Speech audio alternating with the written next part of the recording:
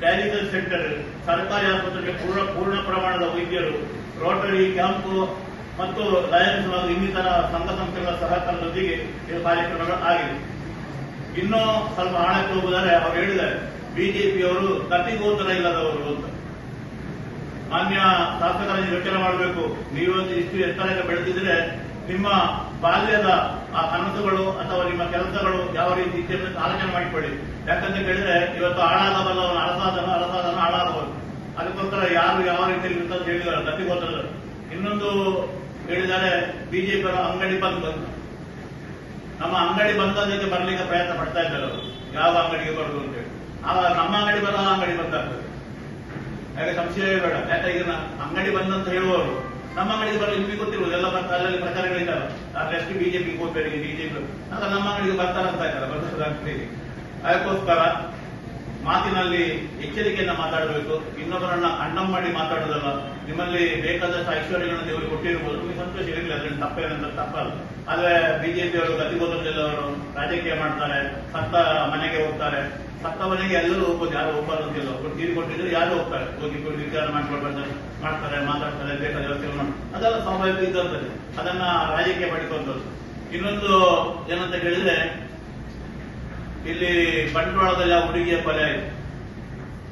ಆ ಕ್ಷೇತ್ರಕ್ಕೆ ಸಂಬಂಧಪಟ್ಟವರು ಶಾಸಕರಿದ್ದಾರೆ, ಪಾಪ ರಾಜೇಶ್ ನಾಯ್ಕರು ಅಂತ. ಅವರು ಅದರ ಬಗ್ಗೆ ಸ್ಟೇಟ್ಮೆಂಟ್ ಕೊಡಬೇಕು, ಅವರು ಅದರ ಬಗ್ಗೆ ಮಾತಾಡಬೇಕು ಹೊರತು ಇನ್ನೊಬ್ಬ ಶಾಸಕರಲ್ಲಿ ಹೋಗಿ ಮಾತಾಡುವಂಥದ್ದು. ಪಠ್ಯ ಪದಗಳಲ್ಲಿ ಸಂಬಂಧಪಟ್ಟಂತ ಅವರ ಮನೆಗೆ ಹೋಗುವಂಥದ್ದು. ಮನೆಗೆ ಹೋಗ್ಲಿ, ನಾವು ಬೇಡ ಅಂತ ನಾವೇ ಹೇಳಿದ್ದು, ಬೇಡ ಅಂತ ಹೇಳಿದ್ರು. ಆದ್ರೆ ಅಲ್ಲಿಯ ಕೆಲಸಗಳಿಗೆ, ಉದಾಹರಣೆಗೆ ನಮ್ಮ ಭಾಗೀರಥಿ ಮೇಡಮ್, ಸುಳ್ಯದ MLA ಅವರು ಬೇಕಾದಂತ ವ್ಯವಸ್ಥೆಗಳನ್ನು ಮಾಡಿದ್ದಾರೆ. ಯಾರನ್ನ ಕರ್ಕೊಂಡು ಬಂದ್ರೆ ನಾವು ತುಂಬಾ ಸಲ ನೋಡ್ತಾ ಇದ್ದೇವೆ, ಏನಾದ್ರು ಕಾರ್ಯಕ್ರಮ ಮಾಡುದು, ಉದ್ಘಾಟನೆ ಮಾಡುದು, ಶಂಕುಸ್ಥಾಪನೆ ಮಾಡುದು, ಅಲ್ಲಿ ಕಾರ್ಯಕರ್ತರನ್ನ ಯಾರು ಸೇರಿಸುದು, ಅಲ್ಲಿ ಹೇಳುದು ಈಗಿನಂತೆ MLA ಪುತ್ತೂರಿಗೆ ಇನ್ವೆಂಟ್ ನನ್ನ ಭಾಗ ನಾವು ಸುತ್ತಿಕೊಳ್ತಾರೆ. ಇಂಥ ಮೇಲೆ ಸತ್ಯವಾಗಿ ಪುತ್ತೂರಿಗೆ ಬರಲಿಲ್ಲ, ಇದು ಸುರು ಬಂದದ್ದು. ಇಲ್ಲಿ ವಿವೇಕಮಲ್ ಸೊರಕೆ ಇದ್ರು, ಶಕುಂತಲಾ ಶೆಟ್ಟಿ ಇದ್ರು, ಮಲ್ಲಿಕ ಪ್ರಸಾದ್ ಇದ್ರು, ಸಂಜೀವಣ್ಣ ಇದ್ರು, ಶಂಕರಾಳ್ ಅವರಿದ್ರು, ಬೇರೆ ಬೇರೆ ಜನ ಇದ್ರು. ಆದ್ರೆ ಇಂಥ MLA ಪ್ರಮಾಣ ಸಾಕ್ಷಿಯಾಗಿ ಕೂಡ ಈ ಮೊದಲು ಬರಲಿಲ್ಲ, ಇನ್ನು ಬರುವುದು ಬೇಡ. ಪುತ್ತೂರಿನಲ್ಲಿ ಮೆಡಿಕಲ್ ಕಾಲೇಜ್ ಆಗ್ಬೇಕಂತ ಹೇಳಿ ಪ್ರಥಮವಾಗಿ ಪ್ರಯತ್ನ ಪಟ್ಟಂತವರು ಶಕುಂತಲಾ ಶೆಟ್ಟಿಯವರು. ಆನಂತರ ಸಂಜೀವಣ್ಣ ಮತ್ತು ಮಲ್ಲಿಕ ಪ್ರಸಾದ್ MLA ಆದಲ್ಲಿ ಅದು ಒಂಥರ ನೆನೆಗುದಿಗೆ ಬಿದ್ದಿತ್ತು, ಪುನಃ ಪ್ರಾರಂಭ ಆಯಿತು. ಸರ್ಕಾರ ಒಂದು ಕಂಡೀಷನ್ ಹಾಕಿತ್ತು, 300 ಬೆಡ್ಡಿನ ಆಸ್ಪತ್ರೆಯನ್ನು ನೀವು ಮಾಡುವುದಂತಾಗಿದ್ರೆ ನಾವು ನಿಮಗೆ ಪುತ್ತೂರು ಆಸ್ಪತ್ರೆಯಲ್ಲಿ ಅವಕಾಶ ಕೊಡ್ತೇವೆ ಅಂತ. ಆದ್ರೆ 5.20 ಎಕರೆ ಜಾಗೆಗಳು ಬೇಕು ಅಂತ ಹೇಳಿದ್ರು. ಆ ಕಾರಣಕ್ಕೋಸ್ಕರ PWD ಸಂಬಂಧಪಟ್ಟ ಜಾಗೆ, ರಿಜಿಸ್ಟರ್ ಆಫೀಸರ್ನ ಜಾಗೆ, ತಾಲೂಕು ಇಲೆಕ್ಷನ್ ಇದಾಯಿತು, ಅದು ನೆನೆಗುದಿಗೆ ಬಿತ್ತು. ಅದನ್ನೇ ನಾವು ಹೇಳಿದ್ದು, ಪುತ್ತೂರು ಸರ್ಕಾರಿ ಆಸ್ಪತ್ರೆ ಮೆಡಿಕಲ್ ಕಾಲೇಜ್ ಪುತ್ತೂರಿನ ಇಲ್ಲೇ ಇರಲಿ, ಅಲ್ಲಿ ನೀವು ಎಂತ ಡಾಕ್ಟರ್ ಕಲಿಯವರಿಗೆ ಅಲ್ಲಿ ಮಾಡಿ ಅಂತ ಹೇಳಿದ್ವಿ.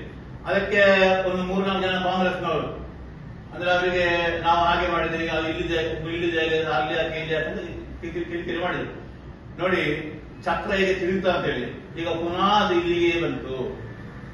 ಇಲ್ಲಿಗೆ ಪುತ್ತೂರಿಗೆ, ಇಲ್ಲಿ ಮೆಡಿಕಲ್ ಕಾಲೇಜ್ ಇದು ಮಾಡುದು, ಮೆಡಿಕಲ್ ಇದು ಮಾಡುದು, ಕಾಲೇಜನ್ನು ಕೋರ್ಟ್ ಅಲ್ಲಿ ಮಾಡುದು, ಮತ್ತೆ ಅಲ್ಲಿ ಎಂತ ಮಾಡುದು? ನಾವು ಅದನ್ನೇ ಕೇಳಿ ಅಲ್ಲಿ ಎಂತ ಮಾಡುದು ಅಂತ. ಅದಕ್ಕೆ ಹೇಳಿದ ನಾನು, ಬೆಂಚ್ ಮಾರ್ಕಿಗೋಸ್ಕರ ಪ್ರಯತ್ನವ ಅಲ್ಲ, ಅಭಿವೃದ್ಧಿ ಹತ್ರ ಪ್ರಯತ್ನವ, ಇದು ಬಹಳ ಮುಖ್ಯ. ಇವರು ಮೆಡಿಕಲ್ ಕಾಲೇಜ್ ಆಗ್ಲಿಕ್ಕೆ ನನಗೆ ಯಾವುದು ಗೊತ್ತಿಲ್ಲ. ಈಗಾಗಲೇ ಮರವನ್ನು ಕಳೆದಿದ್ದಾರೆ, ಎಷ್ಟು ಲಕ್ಷದ ಮರ ಹೋಗಿ ನಿಮಗೆ ಗೊತ್ತೇ ಆಗಲಿಲ್ಲ.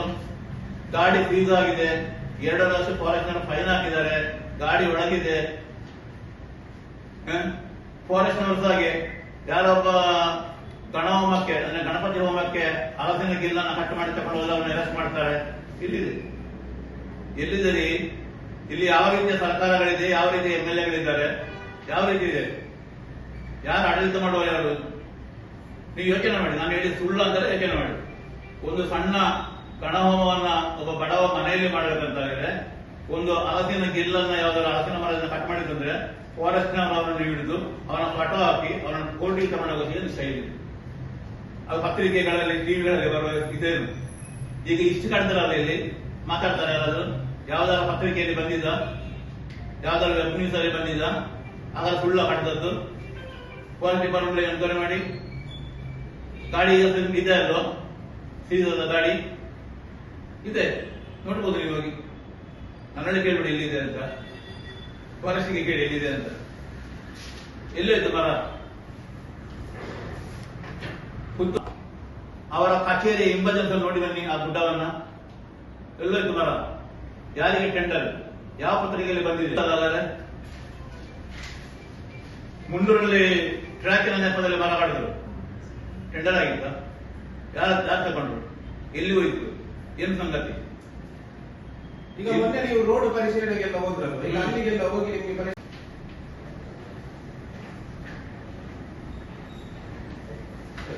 ಹೀಗಾಗಿ ಒಂದು ವಿಷಯ ಇದೆ. ಅಶೋಕ್ ಕುಮಾರ್ ಶಾಪಿನ ಪರವಾಗಿಲ್ಲ, ಸಣ್ಣ ಒಳಗಿಲ್ಲ ಅದು ಒಪ್ಪಿಕೊಂಡಿದ್ದೀವಿ. ಖಂಡಿತ. ಅದೀಗ ಎಲೆಕ್ಷನ್ ಆಗಿ 3 ವರ್ಷ ಆಯ್ತು. ಇನ್ನು ನಿಮ್ಮ ಅದೇ ಮತ್ತೆ ಪುನಃ ಇದೇ ಭಿಕ್ಷೆ ಪುನರಾವರ್ತನೆ ಆಗ್ಬೋದು. ನಮ್ಮೊಳಗೆ ಸರಿಯಾಗಿಲ್ಲ ಅಂತ ನಿಮ್ಮ ಅಭಿಪ್ರಾಯಗಳಿರ್ಬೋದು.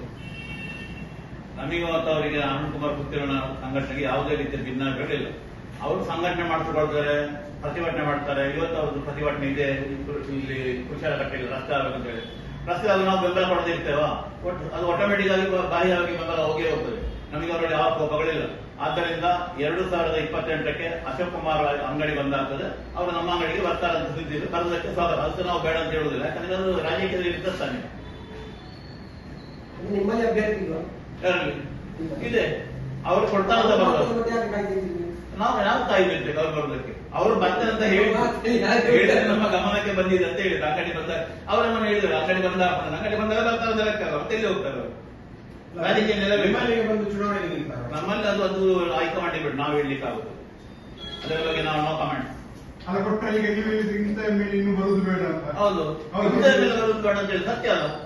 ನಾವು ಮತ್ತೆ ನಿಮ್ಮಲ್ಲಿ ಬಂದ್ರೆ ಆಗ ಇನ್ನೂ ಟಿಕೆಟ್ ಕೊಟ್ಟು ನಿಮ್ಮವರೇ ಟಿಕೆಟ್ ಕೊಡ್ತಾರೆ. ಸ್ವಾಮಿ ಹೈಕಮಾಂಡ್ ಕೊಟ್ಟರೆ ನಾವೇನ್ ಮಾಡ್ತೇವೆ? ನಾವು ಪಕ್ಷದ ಶಿಸ್ತಿನ ಸಿಪಾಯಿಗಳು, ಪಕ್ಷ ಹೇಳಿದ್ರೆ ಒಪ್ಪಿಕೊಳ್ಬೇಕು.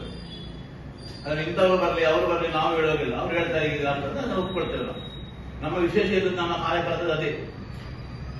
ಬಾಕಿ ಪಾರ್ಟಿ ಹೇಳೋಲ್ಲ. ಬಾಕಿ ಪಾರ್ಟಿಯವರು ಯಾವ ಬೈಪಾಸ್ ಅಲ್ಲಿ ಕೂತ್ಕೊಂಡು ಹೋಟೆಲ್ ಪಂಚಾಯತಿಗೆ ಮಾಡಿ ಡಿಕೆಶಿಗೆ ಬೈದು ಅವ್ರು ನಿಲ್ಬಾರ್ದು ಅಂತ ಪ್ರತಿಭಟನೆ ಮಾಡಿ ಎಲ್ಲ ಮಾಡ್ತಾರೆ. ನಾವು ಹಾಗೆ ಅಲ್ಲ. ಮಾಡ್ಲಿ ಅಂತ ಹೇಳಿ ಅಧಿಕಾರ ಇದೆಯಲ್ಲ ಮಾಡ್ಲಿಕ್ಕೆ. ಯಾರಿಗೆ ಮಾಡ್ಬೋದು? ನಿಮ್ಮದೇ ಬೆಳೆದ ಯಾರು ಹೇಳಿ? ಈಗ ಗೊತ್ತಿಲ್ಲ, ಅವ್ರು ನಿಮ್ಮದೇ ಬೆಳೆದವರಲ್ವಾ? ಅದರಿಂದ ಕಾಂಗ್ರೆಸ್ ಬಂದದ್ದು ಅಂತ ನಾನು ಹೇಳಿದ್ದು. ಅದು ಆಗಿನ ಸ್ಟೇಟ್ಮೆಂಟ್. ಅದಕ್ಕೆ ನಾನು ಕೂಡ ಕೇಳಿದ್ದು, ಈ ಭಿನ್ನಾಭಿಪ್ರಾಯ ಮತ್ತು ಈ ಭಿಕ್ಷೆ ಇದೇ ತರ ಉಳಿದ್ರೆ ಮತ್ತೆ 2 ವರ್ಷ ಬಳಿಕ ಮತ್ತೆ ಪುನರಾವರ್ತನೆ ಆಗ್ತದೆ ಈ ಭಿಕ್ಷೆ ಅಂತ. ಅದು ಹಾಕದಕ್ಕೆ ನಮ್ಮ ಜನ ಮಾಡ್ಲಿಕ್ಕೆ ಆಗುದಿಲ್ಲ ಅಂತ ಅವರ ಅದೃಷ್ಟರು. ಏನ್ ಮಾಡಿ ಆಗ್ತದೆ? ಈಗ ನಿಮ್ಮನ್ನು ಮತ್ತು ಪುತ್ತಿರ ಮಾಡಲಿಲ್ಲ, ಸಮಯ ಸಿಗ್ಲಿಲ್ಲ, ಮಾಡ್ತೇವೆ. ತಕ್ಷಣ ಮಾಡ್ಬೇಕಂತ ಏನಿಲ್ಲ ಅಲ್ಲ. ಇವತ್ತು ನಾಳೆಯಲ್ಲಿ ಒಂದು ವಾರ ಕಳೆದು ಮಾಡಬಹುದು. ಮಾಡ್ತೀವಿ. ಮಾಡ್ಲೇಬೇಕು. ನಮ್ಮ ಹೇಳಿದ ಕೇಳಿ ಮಾಡ್ತೇವೆ. ಮಾಡಬಾರ್ದು ಏನಿಲ್ಲ, ಮಾಡ್ಲೇಬೇಕು ಅಂತ ಇಲ್ಲಲ್ಲ.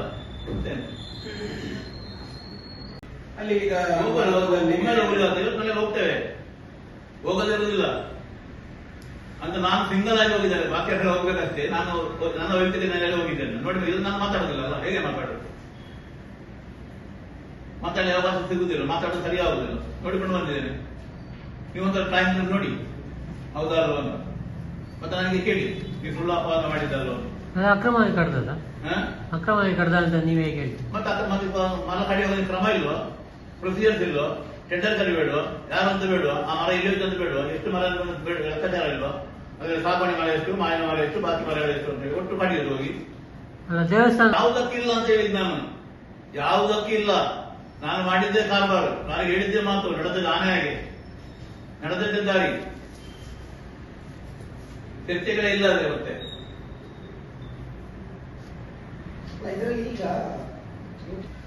ನಾನು ಅದೇ ನಿಮಗೆ ಪ್ರಾರಂಭದಲ್ಲಿ ಹೇಳಿದ್ದು. ಕಳೆದ 2 ವರ್ಷಗಳಲ್ಲಿ ನಾವು ಮಾತಾಡ್ತಿರ್ಲಿಲ್ಲ.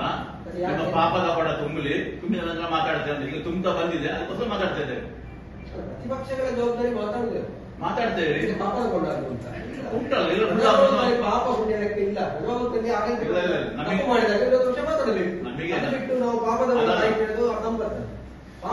ಉದಾಹರಣೆಗೆ ಕೌರವರು ಪಾಂಡವರು 2 ಕಡೆಯವರು ಇದ್ರು. ಕೆಲವರೆಲ್ಲ ಕೌರವರಲ್ಲಿ ಊಟ ಮಾಡ್ತಿದ್ರು, ಪಾಂಡವರ ಪಾರ್ಟಿ ಇದ್ರು. ಕೆಲವರು ಪಾಂಡವರು ಇದ್ರು. ಅವರೆಲ್ಲ ಇತಿಹಾಸ ರೆಡಿಯಲ್ಲಿ ಮಾಡ್ಲಿಕ್ಕೆ ಆಗುದಿಲ್ಲ. ಇಲ್ಲಿ ಸಹ ಹಾಗೆ ಕೆಲವು ಹಾಗೆ ಇರ್ತದೆ, ಮಾಡಬೇಕು. ಅದಕ್ಕೋಸ್ಕರ ಅದರಿಗೆ ಮತ್ತೆ ಯಾರಿಗೆ ಇನ್ನೊಬ್ಬನಿಗೆ ತೊಂದರೆ ಆಗ್ತದೆ ಅಥವಾ ಇನ್ನೊಂದು ಅವಕಾಶ ಸಿಕ್ಕಿದಾಗ ಮಾಡ್ತೇವೆ, ಮಾಡುದಿಲ್ಲ ಅಂತಲ್ಲ. ಸರ್, ಈಗ ಲಾರಿ ಬಸ್ ಕೊಡ್ತದೆ ಎಲ್ಲಿದೆ ಇಲಾಖೆ ಜಾಗದಲ್ಲಿ? ನೀವು ಅದನ್ನು ಫಾರೆಸ್ಟ್ ಡಿಪಾರ್ಟ್ಮೆಂಟ್ ಕೇಳಬೇಕು. ಅವರೆಲ್ಲ ನಾವು ಕೇಳಿದ್ದೇವೆ. ಪಡಿಲಿಗೆ ಫಾರೆಸ್ಟ್ ಡಿಪಾರ್ಟ್ಮೆಂಟ್ ಅವರ ಗ್ರೌಂಡಿಗೆ ಹೋದ್ರೆ ಗೊತ್ತಾಗ್ತದೆ ಇಲ್ಲಿ ಅಂತ. ಈಗಲೂ ಇದೆ ಈಗಲೂ ಇದೆ. ಅಲ್ಲಿ 2 ಲಕ್ಷ